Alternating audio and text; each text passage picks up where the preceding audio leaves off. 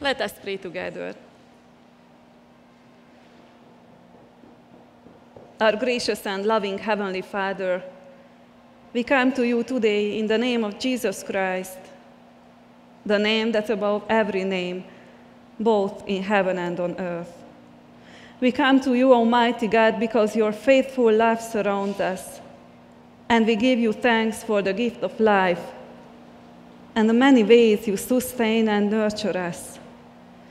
We come before you this day, some of us tired and hungry, looking for your word to sustain us, your spirit to comfort us. We come looking for good news in the midst of the world's bad news. We come seeking forgiveness for our wrongs, seeking to know your presence when we feel so alone, seeking to know your heart and will. Lord, it's so good to be in fellowship with you and with our brothers and sisters today. We belong together, we love each other, and we care for each other. We pray for the needs of our people this morning. Lord, please look down inside each one of us and understand the cares, the burdens, the hurts, the problems that are there. We need you. We lift up our hearts to you for your individual touch and the assurance that you are with us, that you know and you care.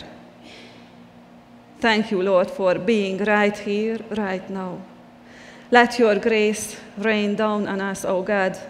May we be surrounded by your love, your peace, your hope. Open our eyes and our hearts to see you in unexpected places. Guide our hands to show your love. We pray these and all things in the name of Jesus Christ. Amen. Brothers and sisters, if we look around the world, we can see so many good things: joy, peace, laughter. But we all know that there are bad things too: wars, tears, pain, sadness, birth and death. Tears and laughing are part of our world. And it's hard to say whether our world is good or bad, but our God sent his Son into this world. Many years ago, the author of the psalm looked around the world. And at that time, also there were wars and peace. And the author was waiting for the Lord, as many times we too were waiting. That's why he said, "Bow your heavens, O Lord, and come down." Bow your heavens and come down. The author didn't mention Jesus or the manger of Bethlehem or Golgotha, but he understood that his God knew about him and carried him. This person recognized that our lives are similar to a breath or a shadow. Therefore, we really have a great need for God who carries us, leads us, who loves us. But what about us?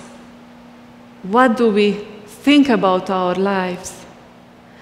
Do we think that our lives are similar to a breath or a shadow? Sometimes I feel that our lives are so hectic.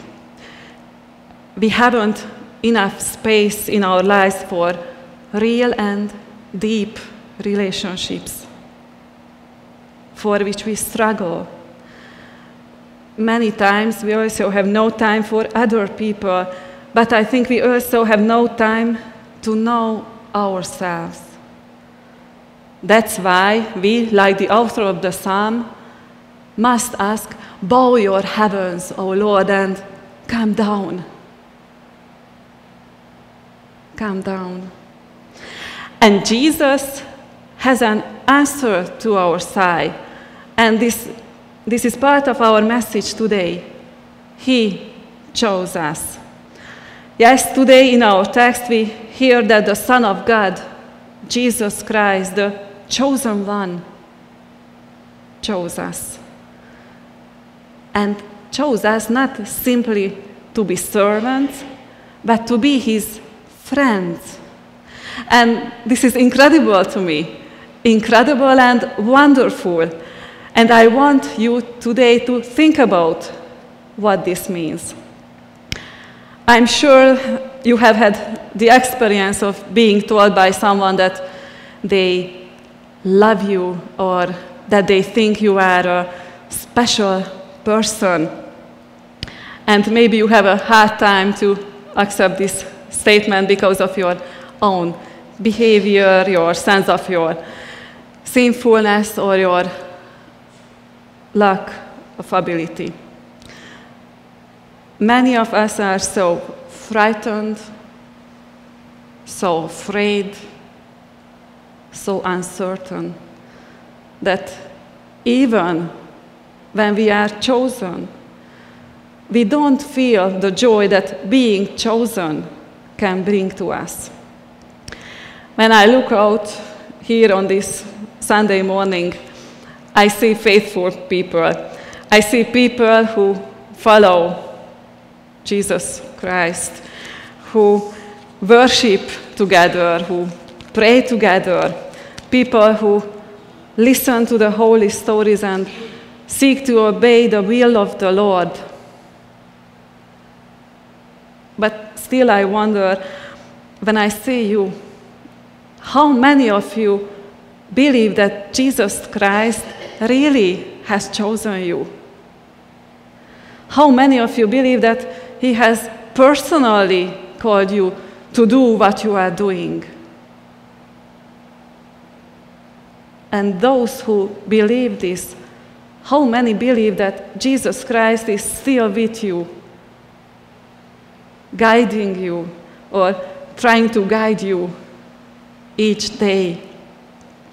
You know, a lot of people speak to Jesus, they pray to him without ever really considering how is that Jesus Christ might answer them, without seriously considering how they are meant to listen to him.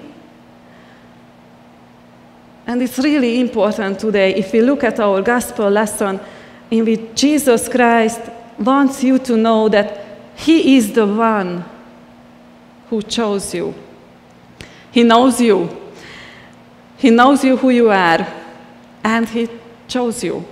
He knows what you have done and what you will do. And he chooses you. He chooses you not to be his servant, but to be his friends. And how wonderful is this solution? Jesus Christ is the one who chose me, not I, he. And this is a liberating power. Yes, I wait for the time when I will be done with all of my tasks, but it's not for me. It's not because I chose the Lord. It's because he chose me. And this is a liberating power. And it's valid not for this time only, but for our entire lives too. You chose me. Not because I wanted to be Christian, because I looked for the true religion and thought you were a good and true master. You chose me before I knew you. Not because of my true life or because I'm a faithful people. You chose me for your love. And oh, how wonderful could it be if I recognize the essence of this sentence? If Jesus Christ chose me, therefore he needs me. He wants me. And it's really a liberating power which can liberate us from our despair. If he chose me, I need to be with him. And he's able to protect me from the feeling of being lost. He chose me. It happened not now. It happened in the past, before I could do anything for him. He chose me. And this is just the beginning. He chose me to go, to bring the message, to wipe tears, to hear the voiceless, to live in a fruitful way. But his first action was when he chose me. Do you remember the story of the Old Testament when Israel escapes from Egypt, but the Pharaoh runs after them? So there are the Israelites, and before them the Red Sea, and behind them the Pharaoh. And they cry to God, then to Moses, why they are in danger, why they have to go out from Egypt. And God sends a message to them, the Lord shall fight for you. Not you yourself, the Lord. And the Red Sea divided, and they went through with dry feet. They didn't fight. God fought for them. How many times do we get into the similar situation when the Red Sea is before us and the Pharaoh is behind us, and we can only cry? How wonderful to know that the first action is from God.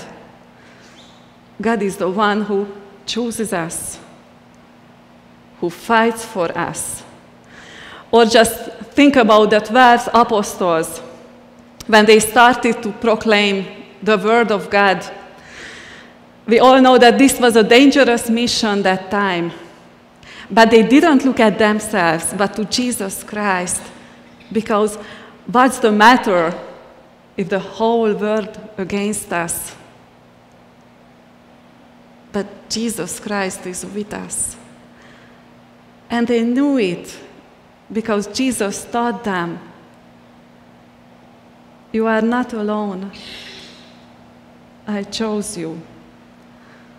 And what I feel from his action is love. He chose me from love and for love. And this love is not a sentimental virtue. To live a fruitful life is possible only when you learn to love from Jesus Christ. Without this, we are only lonely grains of sand. Without Jesus, we cannot cling to each other. And the wind can take us far away from each other. But with Jesus Christ, we are here. And I know it's true. I'm from Hungary, and if somebody knows where Hungary is, it's so far from Windsor. And I'm here. And you too. Maybe from different parts of Windsor or from other parts of the world. But we are here because Jesus Christ chose us. He wanted us to be here today. And today he has a message for you. You did not choose me, but I chose you. And I appointed you to go and bear fruit, fruit that will last, so that the Father will give you whatever you ask him in my name. So it's not just about choosing, but it's about our mission, the purpose of our lives. Because Jesus chose you, you can go and bear fruit. And at the end, I like to share a beautiful story with you. Bruno Ferreros has a beautiful story, and it really touched me. The story about a little sparrow. A little sparrow wanted to fly above the hills to see the sun closer. But because she had little wings, she was always hurt when she tried to fly. Other sparrows always laughed at her.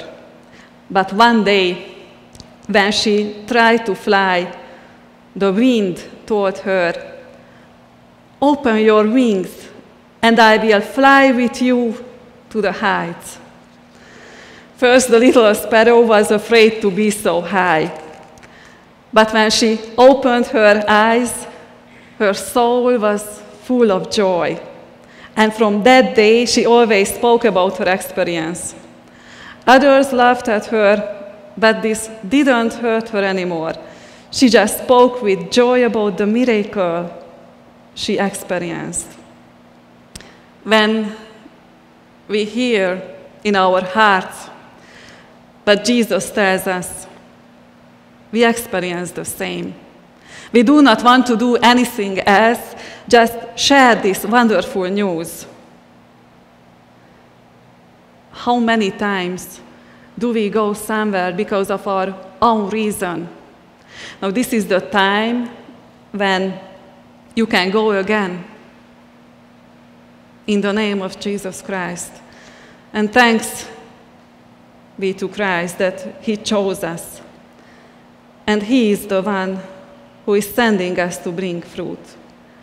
And if He told us, we will bring fruit. Amen.